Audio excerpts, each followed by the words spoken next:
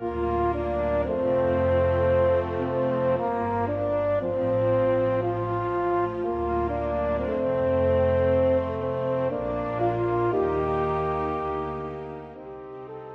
is Jeffrey Tucker. I'm at the Mises Institute, and it's my great pleasure to introduce Tom Woods. We're talking about his book, Economics in One Lesson. Oh, wait a minute. That's not yours. It's one of the books you didn't write. That's a rare case. Yeah. Okay, so this was written long before you and I were born. Right. 1946. I wish I'd written it, though. What has it sold? 2 million copies? That'd be it. There's some serious royalties yeah, if you negotiated a contract about it. Yeah, that's right. Yeah. And so we're talking about just one chapter. And it occurs fairly early in the book, and it concerns government loans. So the idea is that if the private markets will not suffice to fund a particular program or project or service, so we have to get the government involved in it. And this was 1946, and my goodness, these government loan markets have vastly expanded in that time, haven't they? Sure, with the same rationale and everything to boot. That's right. Well, it's useful to bear in mind the theme of the whole book here for this chapter, which is his emphasis on what is seen versus what is not seen. That if you're going to think like an economist, you have to think of the consequences for everybody over the long term of whatever it is the government is doing. So he gives the example of a farmer who's applying for some loan so that he can buy a tractor or some such thing. And he contrasts the situations of farmers A and B. A has a track record for honesty and paying his debts and being creditworthy, and he's also got some assets that can be used as collateral. But then you've got B, who has no assets, he's got no track record, he might even be on government relief. And so the argument is, well, why shouldn't B get a chance? And the only chance he could possibly have is if the government lends him the money, intervenes in the credit market to lend him the money. And Hazlitt's argument is to note that we should remember that what's really being lent here isn't so much the money as it is the tractor, and then he's going to pay back and once he can. But there's a fixed number of tractors at any given time. So if I lend a tractor to one person, there's somebody else who can't get the tractor. And so what he suggests is that when you lend this additional money, this government provided credit to this one guy, you are depriving somebody else of this same property. You're depriving somebody who has worked to build up a reputation for honesty and a credit rating and so on. And so he keeps it in that light. Like, why is it morally preferable that this person should get this and crowd out this person out of the market? So that's the type of argument. And then he also reminds us that the private banking industry has every reason to be careful under normal conditions, by the way. Let's abstract from the Fed, but to be careful in how it makes loans, because if it makes a bad loan, well, then it's in big trouble.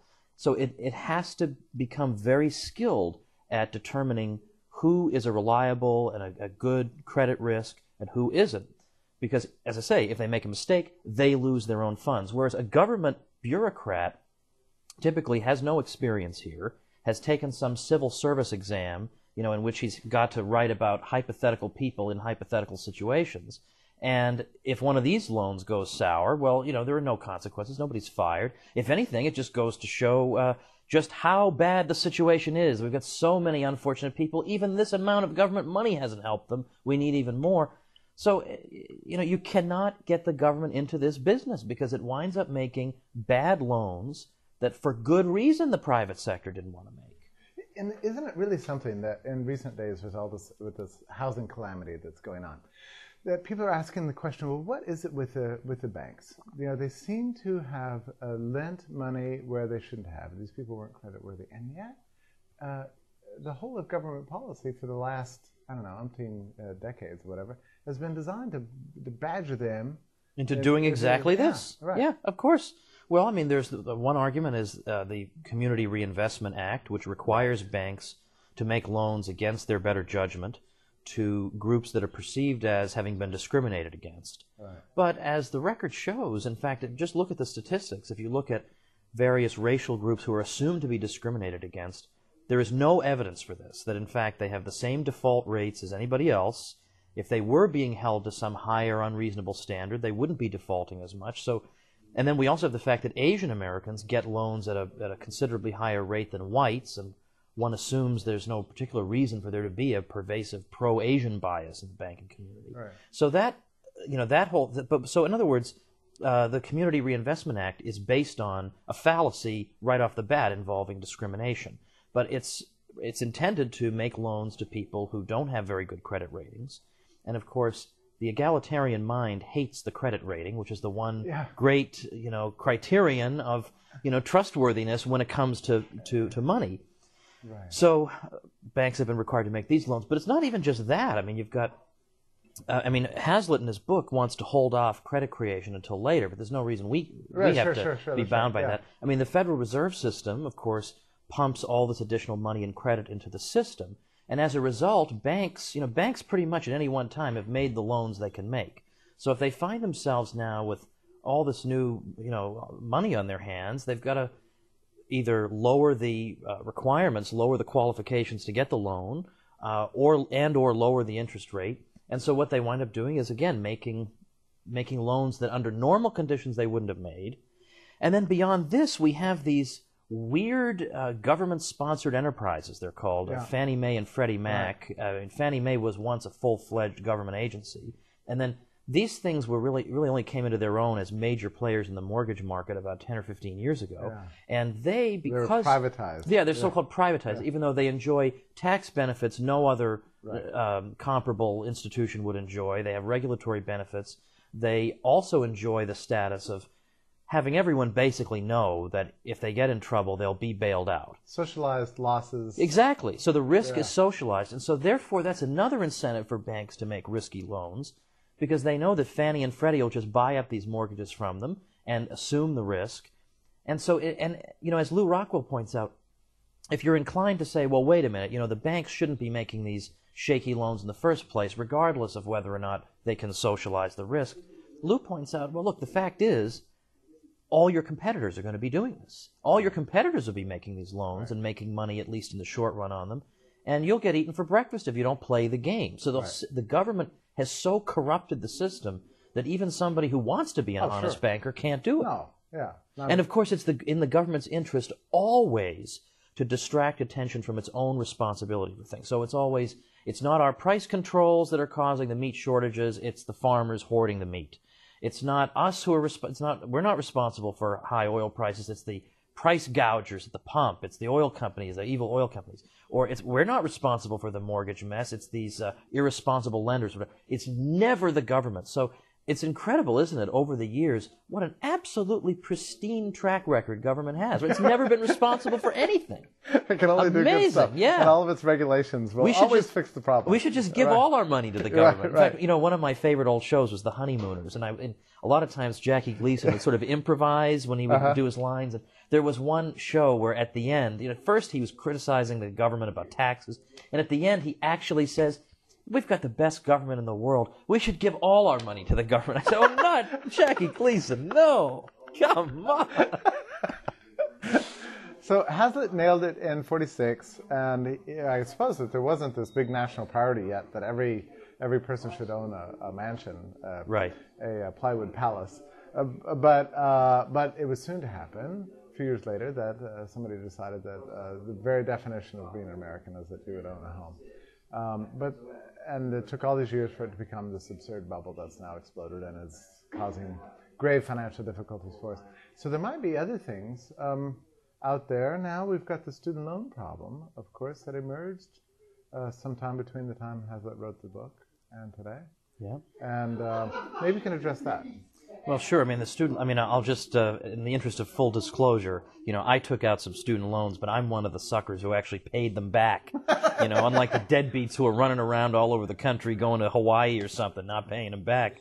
But, the fact is, though, that these student loans, first of all, the ready availability of all this free credit is itself at least largely responsible for inflating the price of a college education. Because if the institution knows you're bringing all this heavily subsidized loan money with you, well, the price is going to go up. I mean, if we funded the purchase of potato chips in the same way, it would cost, $100,000 for a bag of chips, so it shouldn't be a surprise. And, I like what a lot of financial advisors are starting to say, which is that young kids are putting themselves in an impossible hole at the very beginning of their lives. They start off in debt 160 grand or something. Yeah. That's how they start their lives.